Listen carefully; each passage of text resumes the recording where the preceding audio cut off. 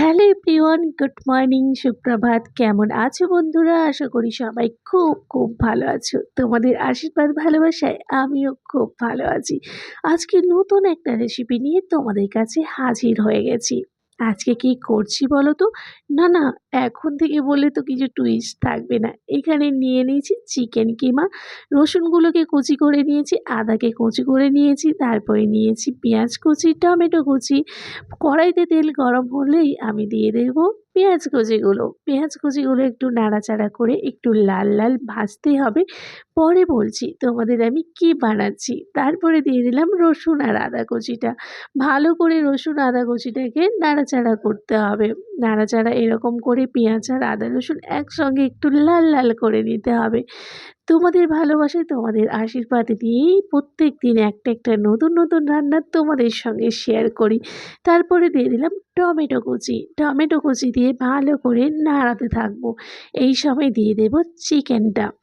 Chicken আর সমস্ত মশলা কিন্তু একসঙ্গে নাড়বো, কারণ চিকেনটাও একটু ভাজা ভাজা হতে থাকবে।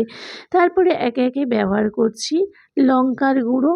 লঙ্কার গুঁড়োটা দিয়ে একটু নাড়াচাড়া করার পরে আমি এর সঙ্গে মিক্সড করে দেব একটু লবণ। আর লবণটা ছাড়া কি আর চিকেন জমে বলো?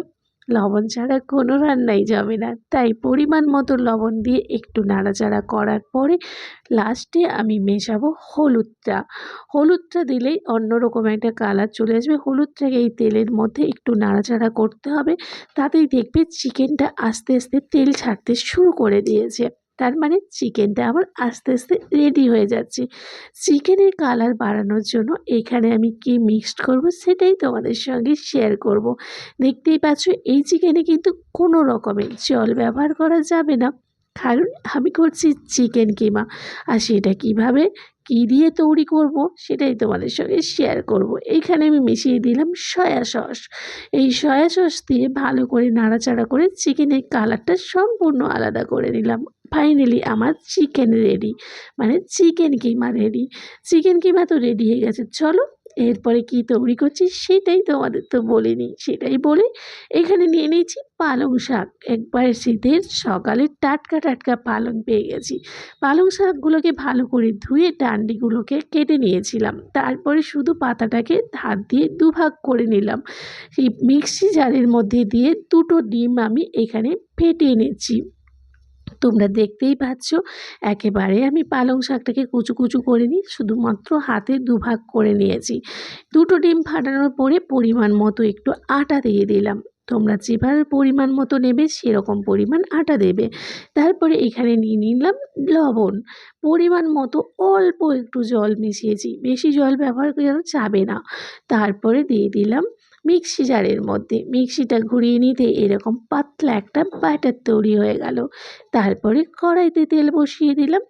কড়াইতে তেল দিয়ে আমি তেলটাকে ভালো করে হাতের সাহায্যে ঘুরিয়ে নিলাম। তোমরা চাইলে এটা ব্রাশ করে নিতে পারো, তাহলে কিন্তু আরও ভালো হয়। যেহেতু আমার কাছে ব্রাশ ছিল না তাই আমি হাতের সাহায্যে ঘুরিয়ে নিলাম। তারপরে বাটারটা দিয়ে এরকম আস্তে আস্তে করে ঘুরিয়ে বাটারটাকে পাতলা করে চারদিকে একটা গোলাকার মতো করে ছড়িয়ে দিতে হবে। দেখো বন্ধুরা কালারটা কত সুন্দর আসে। ও, ভুলেই গেছি তোমাদের বলতে, এটা তৈরি করছি পালং এগ চিকেন। কি পালং এগ চিকেনটা দেখতে কেমন হয়েছে বলো? পালংয়ের রুটিটা দেখো। রোল তো আমার রেডি, এবার রোলটাকে মোড়ার পালা। চলো আমি এই রোলটাকে কিভাবে মোড়বো সেটাই তোমাদের কাছে শেয়ার করব। দেখো বন্ধুরা কত সফট একটা আমি মানে রুটির মতো তুলে নিয়ে এলাম। তারপরে দেখো এটাকে একটা প্লেটের মধ্যে সুন্দর করে দিলাম। প্লেটে কিন্তু উল্টো দিকটা দেবে, তাহলে যখন মুড়বে সোজা দিকটা তুমি দেখতে পাবে। এখানে আমি চিকেন কষাটাকে দিয়ে দিলাম, মানে চিকেন কিমাটাকে আমি সুন্দর করে সাজিয়ে দিলাম। তারপরে দেখো লম্বা পার্ট দুটোকে মুড়ে একসঙ্গে জয়েন্ট করলাম। তারপরে সাইড থেকে একটা পার্ট মুড়ে নিলাম। সাইড থেকে মোড়ার পরে আবারও একটা পার্ট ঘুরিয়ে নিলাম। এইভাবে ঘুরিয়ে ঘুরিয়ে একটা রোলের আকার করে নিলাম। কি জিভে জল আইলো তো! তৈরি হয়ে গেল পালং এগ চিকেন রোল। তাহলে আর দেরি কেন? তাড়াতাড়ি করে যাও আর সুন্দর করে এই পালং এগ চিকেন রোলটা বাড়ির সবাইকে বানিয়ে খাওয়াও। আজ তবে আসি, দেখা হবে সুন্দর একটা রেসিপি।